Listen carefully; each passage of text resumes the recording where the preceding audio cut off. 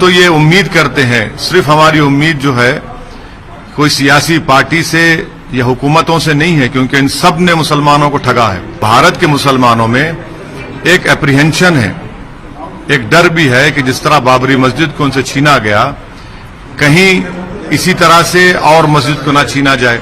नहीं, supreme court ने आज के फैसले में फाजिल जजेस ने ये फैसला लिया कि अब लोअर कोर्ट के जज साहब नहीं सुनेंगे जो एक गलत ऑर्डर दिए थे, बल्कि अब डिस्ट्रिक्ट कोर्ट के सीनियर जज के पास जाएगा और जो 7-11 का ऑर्डर है उसको प्रायोरिटी पहले सुना जाएगा, नंबर 1। दूसरा ये है कि अहमदी साहब ने ये आर्ग्यू किया कि सुप्रीम कोर्ट ने जब अपने 16 मई के ऑर्डर में, लास्ट ऑर्डर में कहा था कि मुसलमानों को नमाज पढ़ने की इजाजत होगी और उनका जो रिलीजियस ऑब्जर्वेंस होगा उसकी इजाजत होगी।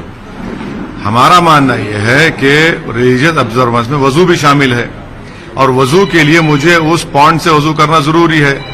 डिस्ट्रिक्ट एडमिनिस्ट्रेशन दूसरी पार्टी को सपोर्ट कर रहा है और मुसलमानों को उस वजू से महरूम कर रहा है।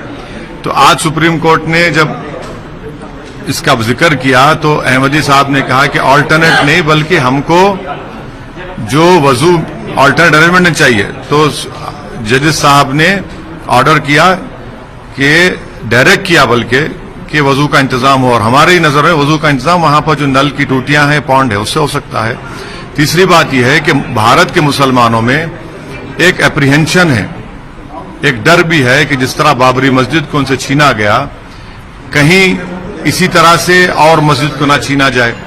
तो इसीलिए हम तो ये उम्मीद करते हैं, सिर्फ हमारी उम्मीद जो है कोई सियासी पार्टी से या हुकूमतों से नहीं है, क्योंकि इन सब ने मुसलमानों को ठगा है।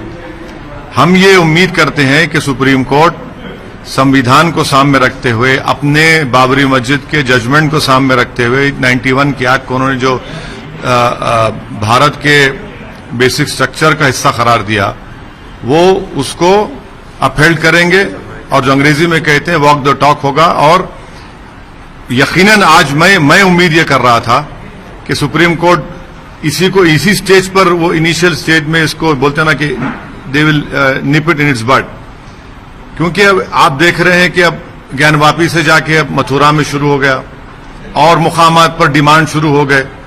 तो इसीलिए इसको उसी पहले ही स्टेज में इसको खत्म करने की जरूरत है और लोअर कोर्ट्स को तो समझना चाहिए इस बात को।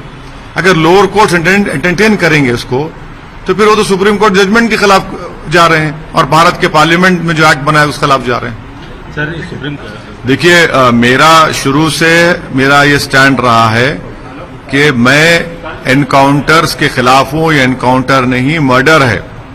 चाहे चंद्रबाबू नायडू जब सीएम थे, जब अजीज और आजम का एनकाउंटर हुआ, या यूपी में योगी आदित्यनाथ के सरकार में जो लोगों का एनकाउंटर किया जा रहा है कि गोश्त के स्मगलिंग के नाम पर ले जाकर आसाम में दे दिया, वहां उनका एनकाउंटर हो गया। तीसरा या सोहराबुद्दीन का एनकाउंटर हुआ, चौथा नईम का एनकाउंटर हुआ और पांचवा ये शमशाबाद, और ऐसे जहां कहीं भी एनकाउंटर होता है, बल्कि नॉर्थ ईस्ट में तो सुप्रीम कोर्ट में केस पेंडिंग है। तो एनकाउंटर भारत के रूल ऑफ लॉ को कमजोर करता है। ये देश चलेगा रूल ऑफ लॉ से, रूल ऑफ गन से नहीं। तुम एनकाउंटर के हमेशा खिलाफ था और सबको खिलाफ होना चाहिए एनकाउंटर का, क्योंकि ये इससे फिर कोर्ट की क्या जरूरत, फिर जजेस की क्या जरूरत, पुलिस की क्या जरूरत, संविधान की क्या जरूरत आपको।